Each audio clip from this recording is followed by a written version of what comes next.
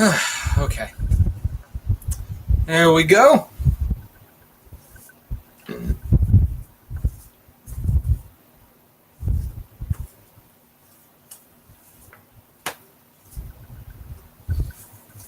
Just gonna. Oh, hey, just a couple seconds. We already got some people. That's good. Oh boy.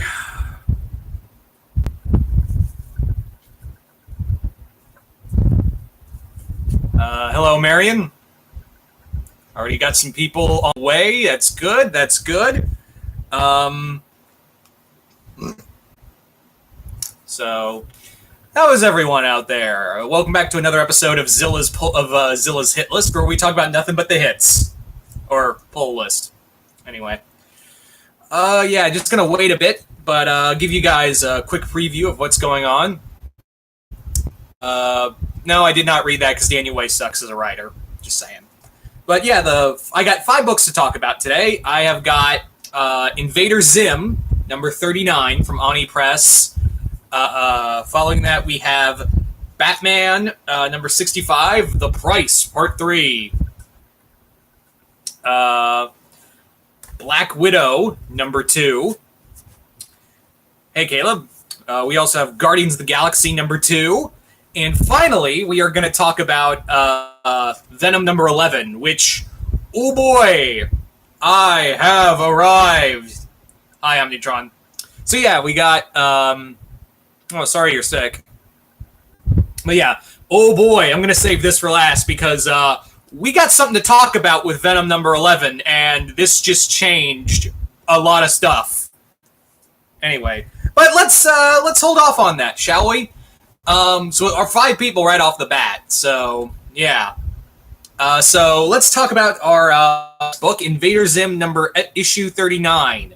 So this comic is pretty much, yeah, it's kind of like that episode of Invader Zim called Mysterious Mysteries, where Dib essentially tried to get Zim ousted on live TV. But in here, instead of live TV, this alien has shown up after his probe was destroyed.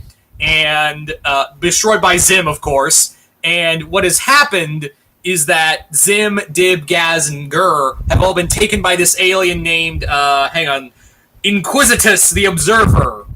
So Inquisitus basically looks through all their points of view through their memories.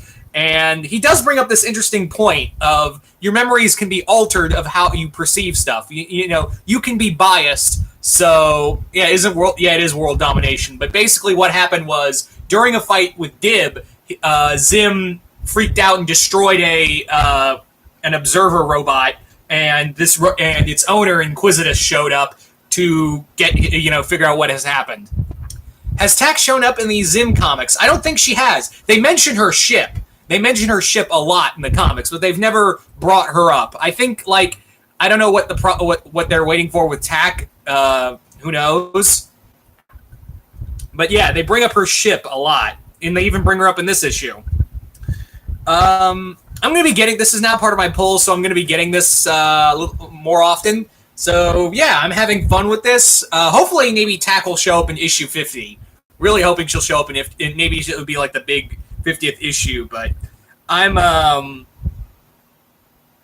digging this. I love these little comics. It's these one and done storylines of all of this, and there's actually some fun moments in here. I love the art in here. Just real quick, this is what goes on in Gur's head. Just drink it all in. Yeah. Yes, I ruined your life. Blah blah blah. Big deal. I love that symbol. Yes, I ruined your life. Blah blah blah. Big deal. He actually does say something akin to that in here as well. So, not a lot else to say other than I really did enjoy this. This was fun. Dug it. So, moving on now to Batman number 65, The Price, 3 of 4. Yeah. So, if you're expecting a fight between Batman and the Flash, that doesn't happen here. That does not happen here. So we cut back to Gotham Girl, who's now got a fully formed clone of her brother, Gotham, and they're going to attack Iris West's place of workplace. Meanwhile, Batman and the Flash are kind of fighting all the other failed clones. And what's also interesting though is that Gotham Girl thinks back to her origin, which is not really her origin. She just thinks she has gone completely off the rails at this point. And Flash has kind of had enough of Batman's bullshit because he's angry still about what happened at Sanctuary. A comic cover line, say it isn't so. But yeah, basically, Batman and Flash are kind of at each other's throats because no TV and no beer make Gotham Girl go crazy. Don't mind if I do. But I did like this. The artwork is still great. I really dig Joshua Williamson in here. His writing's really good. I still prefer Tom King on Batman, just saying. But yeah. Hello, Master Studio Videos. But yeah, so what happened basically is that Flash is just pouring into Batman at this point. He is just mad because Wally's gone and he's angry at Batman. Even though he's thinking, it's not really Batman I'm angry at. It's not really Batman I'm angry at. I'm more angry at myself, but Batman's kind of like the lightning rod for it and he's not helping the situation. And Batman's like, yeah, I know. And it's also interesting that they kind of put together that this was a similar situation that happened in The Button where Bruce brings up to Barry where he's like, I think someone doesn't want us working together. And that's an interesting idea because, yeah, this isn't the first time they've been forced together. Remember, like I said, The Button and a few other times. So it's almost like some kind of force is trying to either pull Barry and Bruce apart or something else. But I don't know, I guess they're trying to make Batman and Flash the new world's finest, which I like the idea of Barry and Bruce working together, but it's Superman and Batman all the way. But yeah, so by the end of the comic, Batman and Flash show up just as the Gotham clone dies, and Gotham Girl uses the Venom drug on her, the souped-up Venom drug on herself. That would be possible. Jay Garrick's the one trying to pull them together to figure things out. But this is what Batman's surviving is that someone doesn't want them to work together. Not someone do want them to work together. It's someone who doesn't want them to work together. But yeah, she takes up the souped up Venom drug and basically goes Super Saiyan God. Although, mind you, her powers are burning. So next week, we get the conclusion of this storyline, and I'm interested. I'm quite interested to see where this will go as a story finale. Really dug this. I dug this issue. Pretty good, and I've been liking the story arc so far. Oh yeah, Gotham Girl is definitely 90% sure going to die, and that's what Bane wanted. So anyway. Anywho, let's move on to Black Widow #2, written by Jen and Sylvia Soska. Yeah, so to recap from the previous first issue, after coming back to life after the events of Secret Empire, Natasha is now going under the identity of Patch, like Wolverine, and is even working in Mandrapore, and now she has been and now she's gone. She's not only working with Wolverine's ex-girlfriend and kingpin of Mandrapore, Tiger, but now she has been thrown into this dark web group called the No Restrictions Play, which basically kidnap people, children, men, all kinds, torture them, rape them, murder them, and people get to watch and bet of how they're going to die. So Natasha and Tiger are thrown into this situation, are trying to figure out who's in charge of this new Prince of Mandrapore. And I like this, is that Natasha shows off of how dangerous she is. This almost feels like a Max book, really. It really does feel like it should be a Max book. And Natasha is straight up murdering people brutally. She is not giving a single F of who she hurts. We also get some other villains showing up in here. We also get that Sabretooth, Baron Zemo, and Taskmaster, which is weird because Taskmaster right now in Spider-Man is helping Kraven. But I guess you got to, if you want to make money as a mercenary, you got to be everywhere, I guess. So, he has been, so Taskmaster's with Sabretooth and Zemo. It's funny because, like Natasha notes, well, Sabretooth has been on the good list for a while. He's been kind of working pro bono, so I wonder what his angle is. But the main reason of why she's going after the prince is that she meets one of the people who's going after Dark Restrictions play. I mean, no restrictions play, is that this girl right here barely escaped with her life, but she was tortured and raped multiple times. Her hands were cut off while she was being raped. Yeah, this comic is dark. And she barely got away, and Natasha is going ham on these people. But before she can get her revenge on one of the people who raped and tortured this girl, someone came up from behind her. And that person is a certain Iron Man villainess. Anyone want to bet who that was? Anyone want to bet who got the drop on Natasha?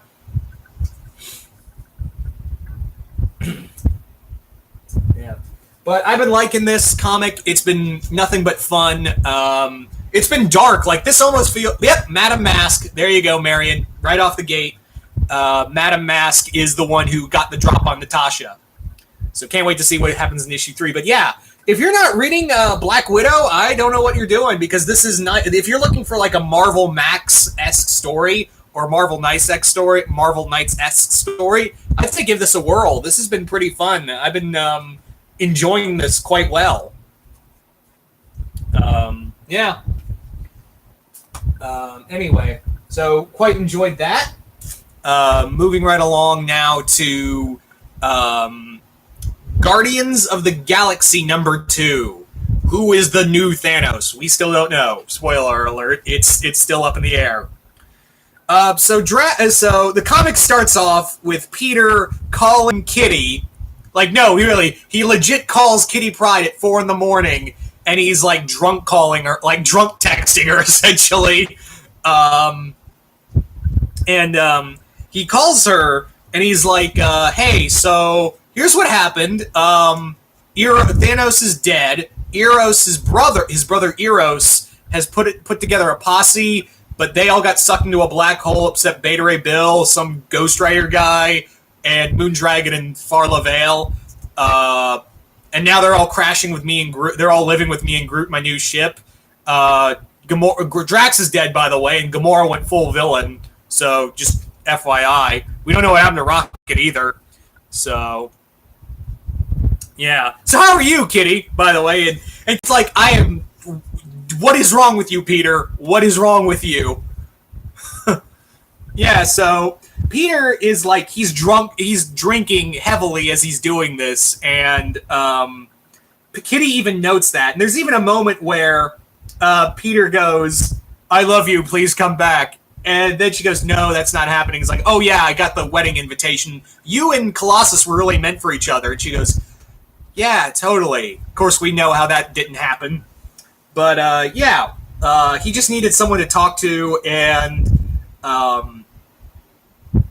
he was just like, he's been like, we even see throughout this comic is that Peter is really like at a low point. He is so at a low point because he got killed by a woman he cared about, Gamora, who went full villain. And then he got resurrected, and he's still dealing with the PTSD. We still see that in here, and he's drinking heavily. All of his friends are either dead, MIA, or just plain hate him. And now he's working with a new team. So we got that going for us. Anyway. Yo, Craig. Just doing the review. Sup, dubs? Yeah, so... Meanwhile, while this... isn't there... Yeah, there is. I wasn't able to pick it up, and I probably won't be able to be picking it up because I only have an X amount of money. Yeah, X-Men... Yeah, he would hate the X-Men then. There's even a moment where he says... I love this moment where he's having this moment with Peter, and with Kitty, and he goes, what? She killed me, Kitty. You don't just get over being dead. God, you'd hate the X-Men so much. Exactly. So while this is going on, we find out that the Black Order, who have now teamed up with Hela, Hela and the Black Order are working together, have attacked the Collector because last issue they collected Thanos' body, but his head is still missing. And all I can think of when I think of they're looking for Thanos' head is that moment with Will Smith in Wild Wild West where he goes, "That is a man's head." But yeah, so they go to the Collector, and he did have the head, and he goes, "So I got good news and I got bad news, Hela. I don't know why you want Thanos' body, but whatever." Hela and the Black Order working together, pants to be darkened. But basically what happens is that Tavon basically goes, "Okay, so I know who sold Thanos' head, but you're gonna have to go to the negative zone." So I was like, wait, does Annihilus have Thanos' head? Or Blastar have... One of those two have Thanos' head right now. Yeah.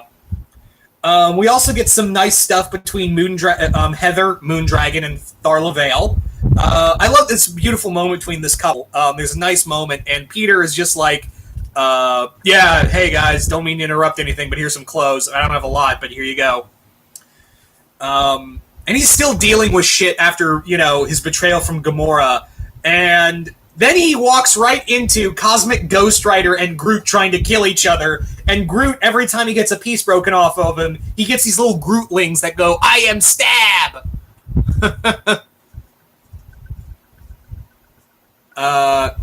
Yeah, the movies don't go with the comics, Billy.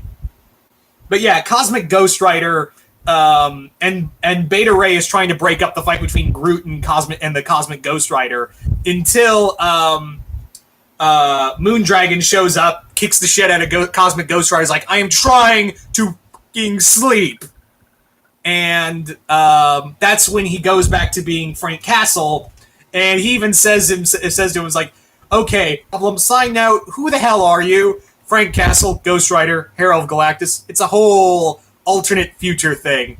Yeah, that tracks. I don't like any of those things. And Frank, Cosmic Ghost Rider. Hey Teva. So Cosmic Ghost Rider basically goes, I had a chance to kill Thanos, and I effed that up really hard. I'm not gonna let another Thanos show up and destroy everything. I am not gonna let that happen again. So you know what? Peace. I'm out. So he just leaves. And then we discover that the other superheroes that fell into the void that were left by the Black Order, what happened to them is that they got together, and now Cosmic Ghost Rider's with them, and Eros is among them. And Eros has been really effed up. He got half of his face scarred. He's paralyzed now. And now Cosmic Ghost Rider's with them, and they're going to be called the Dark Guardians alongside Nebula, because they're convinced that Gamora is going to be the new Thanos. Gamora is chosen to be the next Thanos. But I'm starting to lean towards Eros being the new Thanos. But what's interesting is that... what's interesting to note is that Eros brings up a point to Gamora where he's like, "Do you know where Gamora would be? Because she wouldn't just tell anybody." He's like, "Oh, I know. There's one idiot who would know this, and you think it's going to be Star-Lord." Nope. She told the one person. Nebula says there's only one person that Gamora ever truly loved, and she would tell him no matter what. So in order to find Gamora, we have to find Richard Rider. Yeah. So they're gonna go hunt Nova. And yeah, I guess Gamora was truly in love with Nova. Yeah. Yeah. So it's gonna be cool to see Richard Rider in here. And yeah, the Dark Guardians have now been formed by Star Fox. Well, Richard came back. Yeah. No offense to Sam Alexander, of course. The bested first Nova is back. Well, he's been back, but no one ever friggin' used him. So yeah, great stuff. I'm really enjoying this. Donny Cates really knows how to write personal drama as well as great teamwork stuff. He is really just killing it over at Marvel, and this and the other book are perfect examples of that. Yeah, I don't blame her for picking Richard Rider over Peter Quill. Quill's a mess.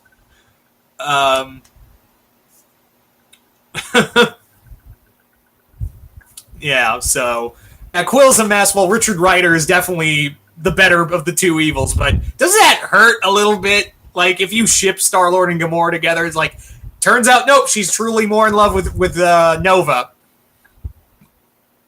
Yeah. I don't know where Sam is anymore. I thought he was over on the Champions, but I don't know. But anyway, let's come to the book we've all been waiting for. Number 11 by Donny Cates and Ryan Stegman. Oh my god. Guys. You guys. This comic just changed everything. If you thought you knew Venom, Eddie Brock, this comic says, you don't, this is like it's slapping you, you don't know shit about Venom. Because this just revealed the true relationship of Eddie Brock and the symbiote. So, yeah. Now, for reference, because it's been a while since the last issue, in the previous issue, Eddie Brock, his cancer was going out of control, and he was dying, and his brother, Dylan, and him got the person who really captured Eddie was the Maker, aka the Ultimate Universe version of Reed Richards. So so now the Maker has Eddie, but while this is going on, the symbiote is so tied into Eddie's nervous system that the Maker wants to separate Eddie from the symbiote, but in order to do that, he'd have to kill him and be like, okay, I like the Maker as a villain because he's like Rick, but more like pure evil. He's like Rick Sanchez, but more like straight up evil. But anyway, while this is going on, Eddie is trapped in his mind, and the symbiote is showing him all this crazy stuff. And Ryan Stegman's artwork just is awesome no matter what. But here's the thing, is that this is where we get a revelation, where Eddie reveals...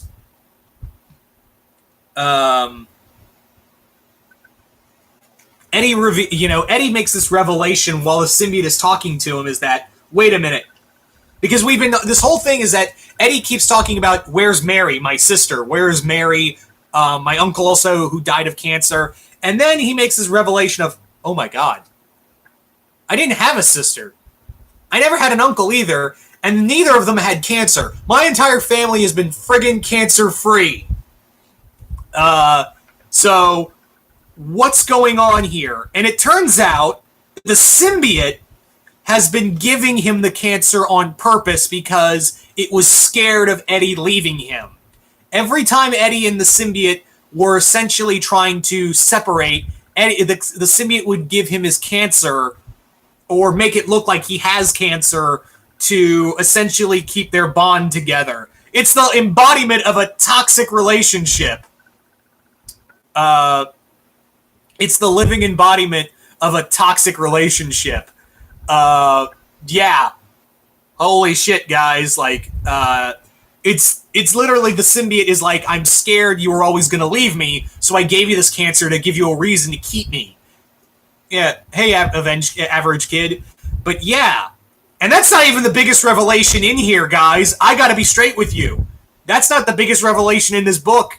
So yeah, the symbiote has been giving him this cancer, putting all these false memories into him, just so it could stay bonded to him, because it says there's something coming, and that something is Carnage, and he's more powerful than ever. Remember back in the Venom Unleashed mini issues that the symbiote, the Carnage got resurrected, and he's been taking over the underground city under San Diego. That was way back in Lethal Protector, and now he's now the avatar of Null. Yeah.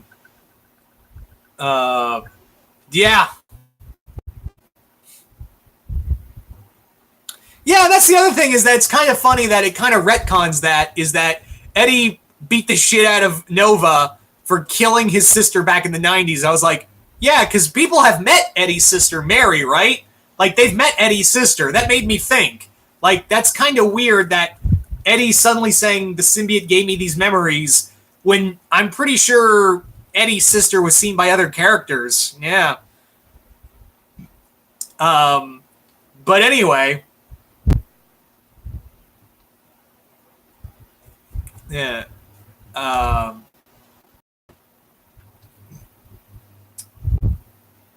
Anyway, so here's the biggest revelation. Like I said, that's not the biggest revelation, but the Maker makes a deal with Eddie, and he's like, you gotta let me out, and I'll do whatever you want, Maker, but first we have to get to Dylan. He's like, yeah, your dad took your little brother.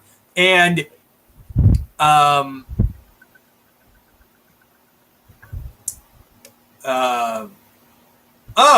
that happened? Then again, Wolverine rebooted the 616 with the Reality Stone. He did? What the fuck? Anyway, but yeah. So Eddie says, like, Eddie tells the Maker, you gotta let me out and get to Dylan. He's like, yeah, your dad came, don't worry, your dad came to go get your little brother. And he's like, he's not my brother, Maker. And he goes, he's my son. So it turns out Dylan is really Eddie Brock's son. Let that sink in for a moment. We have the son of Venom. Yeah. That's terrifying. Yeah. Now, so who's the mother? Is it Anne, his ex-wife who committed suicide? Yeah, it makes me wonder, is like, who's the mother of Dylan? Was it Anne? That's why I'm leaning towards right now, is that it could be Anne, who was She-Venom, but then committed suicide because she was mentally unstable. So that's what I'm thinking right now, is that it's Anne, but it could be someone else. And knowing Donny Cates, we're in for something. And we're building to a thing with Carnage and Null. So, yeah.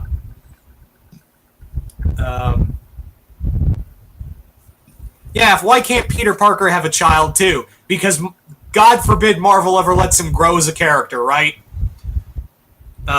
So, yeah. That happened. All in all, this is pretty good. I know people are going to be split on the revelation with Eddie never having a sister, despite continuity, but then again, the Wolverine did reboot the universe with the Reality Stone, so maybe that was one of the retcons. But yeah, Eddie now has a son. Yeah. There you go. Just take that as you will. So it was pretty good. Donny Cates consistently kills it on these books. Yeah, I'm really digging it. But I think my favorite book of the pile that I got was definitely Guardians of the Galaxy #2. I love where we're going with Guardians and making this hunt for the new Thanos and this new mystery. I'm digging what we're doing with Peter dealing with PTSD. All in all, this is really good stuff. I'm really enjoying this. Venom was pretty good too, but I know that Revelation's going to mess with some people. I know it's going to probably mess with some people. So yeah, this more Beta Ray Bill, and that's all. I'm all for. Exactly, that's another thing. More Beta Ray, more Horsehead. I also love there's a moment where Cosmic Ghost Rider's leaving, and he's talking to Beta Ray Bill. He's like, I hope we don't cross paths again, you don't. He goes, it was like, for Beta Ray Bill, being called a donkey was like being called, something racial for him. Yeah.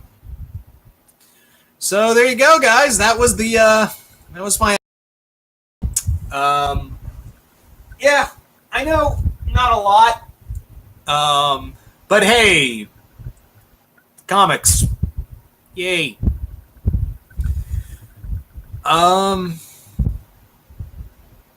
So, yeah.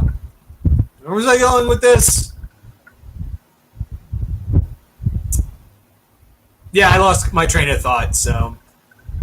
Yeah, you guys probably,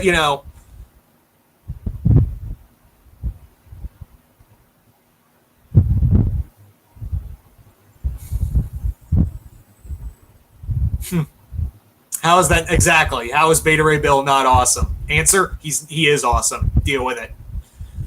Ugh.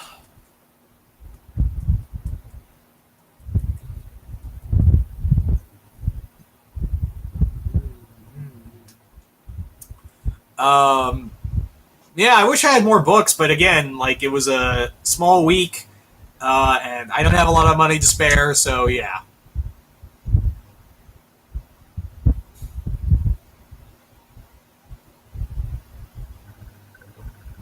Yeah, exactly, Omnitron, exactly.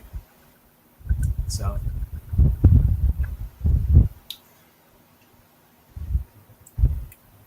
um, that's interesting. IDW is going to be the new publisher for Usagi Yojimbo. I thought that was under Dark Horse, but I guess it's under IDW now. Okay. I don't know what Second Coming is, Billy, so I don't know what to tell you.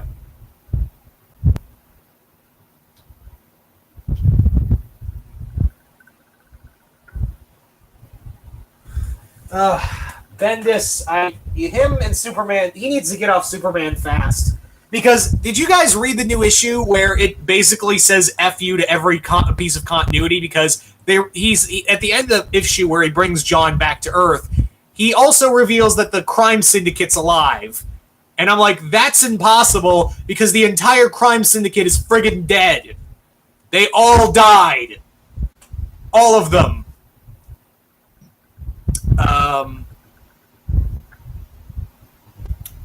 uh, I saw the cover for Heroes in Crisis, but keep in mind, RS, that um, a cover doesn't dictate a story. So that cover could just be anything. It should just make you buy the book. It's not probably going to dictate what's in the story. Keep in mind.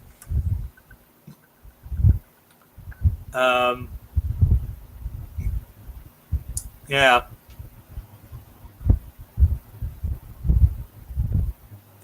Um, oh yeah, DCC. Oh yeah, Deceased, the new zombie Elseworld from Tom Taylor. Uh, I think it's cool. It's just a neat little zombie techno zombie apocalypse. Okay, it's a Elseworld story. That's fine. I'm glad they're doing Elseworld stuff, or they're calling it DC Black Label. Just call it Elseworlds. You already shit the bed with a Black Label with Batman Damned. So what else can you do?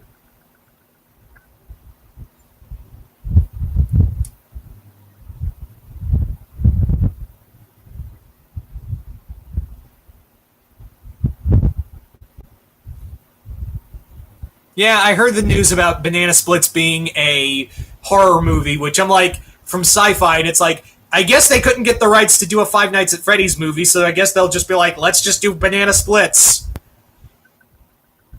Yeah, I can't wait for that the Banana Splits theme to be a horror theme, like tra la la la la la la. Now you're gonna have it stuck in your head.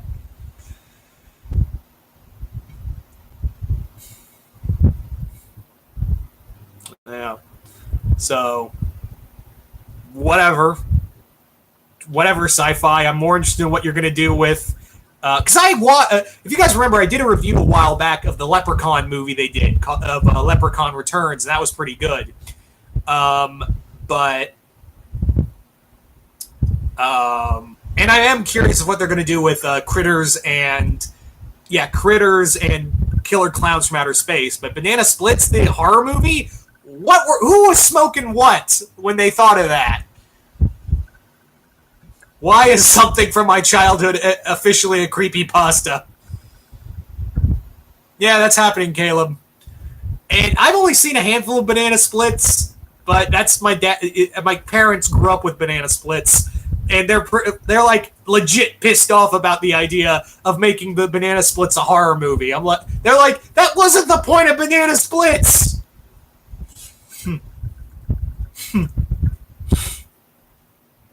No, they're not being involved with that. I guess not. I am looking forward to Brightburn. Yeah, Boomerang was, of course, where a lot of people saw Banana Splits. And, of course, there was that weird-ass Suicide Squad crossover they did a while back.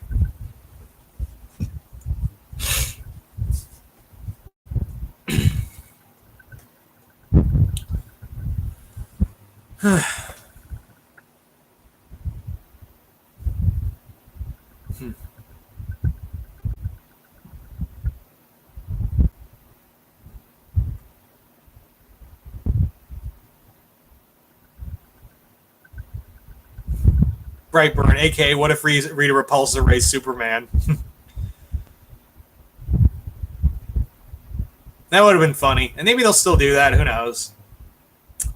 Oh, you're talking about the DC Looney Tunes ones. Yeah, the Taz and Wonder Woman one was good, but Batman Elmer Fudd, that was the best one, was Batman and Elmer Fudd teaming up. Because in a weird way, it's actually in continuity with what Tom King's doing with Batman. Brightburn, the true origin of Ultraman. Wouldn't it be crazy if the whole movie turned out to be an origin story for Ultraman and led into a crime syndicate movie? Wouldn't that just be fucking insane?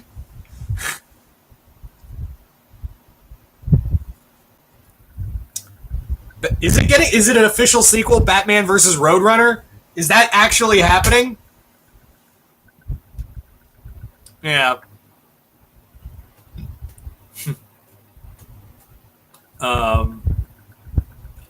Oh, it's real. Okay. Oh, it's awesome. Is Tom King writing it? I'm going to look this up real quick. But yeah, wouldn't that be crazy if Brightburn turned out to be... wouldn't that be crazy if Brightburn turned out to be an origin for... it turned out to be an Ultraman movie? Not Ultraman, the anime character, the reverse Superman. And then they're like, oh shit, it's actually a movie to build into the crime syndicate of America.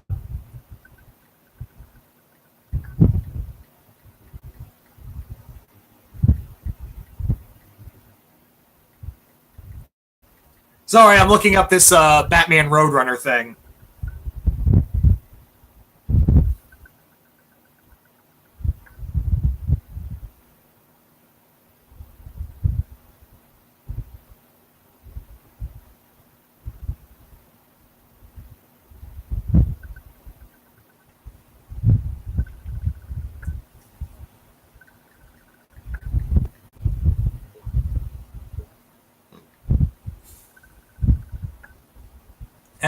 Did you hate that? It's not even finished, and I haven't even read it yet, so I couldn't tell you.